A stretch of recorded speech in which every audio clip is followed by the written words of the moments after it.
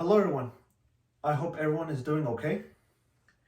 For the people that don't know what cancel culture is, it's basically the practice on not supporting a person or a group who has been offensive or problematic and needs to be stopped.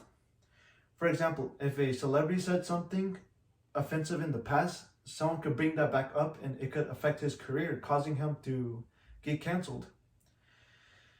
In the past, cancel culture was good to call out people who have done wrong. Like if someone has done a crime and they go through the justice system and that justice system fails, cancel culture will fight for accountability. But if someone was falsely accused, they'll fight for justice. But over time, cancel culture has went down terrible. For example, Johnny Depp is an actor and was accused of being a wife beater against her wife. Cancel culture started to call him out, started to ruin his image and career. Johnny started to lose faith and started to go into depression. Later, evidence started to surface that the wife was the abuser. Audio and photos of Johnny with bruises on his face showed that she was the abuser, not him. Later, he won the court case against her. This is why I will be discussing 3 ways engaging in cancel culture has harmful effects on our society. First, I will be talking about how it causes people to be scared to voice their opinion. Second, how cancel culture will make you look bad if you support a company or an artist that has done wrong in the past. Third, how it could affect you mentally. First, let's talk about how it causes people to be scared to voice their opinion. We all have the right of freedom of speech, but in the internet, we don't have that right.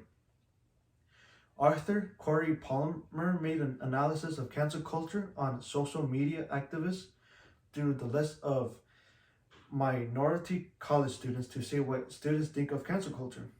He found that most of the students in college think if public figures get canceled because of a statement they made, it will lead victims of cancel culture to silence themselves and not state honest opinions out of fear. Engaging in cancel culture causes victims to go silent and not speak up because of fear. Nowadays, you have to be careful on what you say online. For example, if I said a joke on Twitter, some people could get offended off a simple joke that I made, and I could get lots of hate. And from now and forward, I gotta be careful on what I say, because they're gonna cancel me, and it's gonna affect how people look at me. All right, we just talked about how engaging in cancel culture stops people from having the right of freedom of speech. Now I'll be talking about how cancel culture makes you look bad by supporting a company or an artist because they have done wrong in the past. A YouTube channel called Jubilee did a controversial discussion between 3 cancel cultures and 3 anti-cancel cultures. They got a question that said, if an artist committed a violent crime, would you still support the work? The pro-cancel culture side said that if you support a artist that has committed a crime, you're basically supporting them and it makes you look like a bad person. They continue to say the artist's work has to disappear and be gone. But the anti-cancel culture side suggested that instead of just disappearing all the artist's work, why don't you just ignore it instead of erasing everything?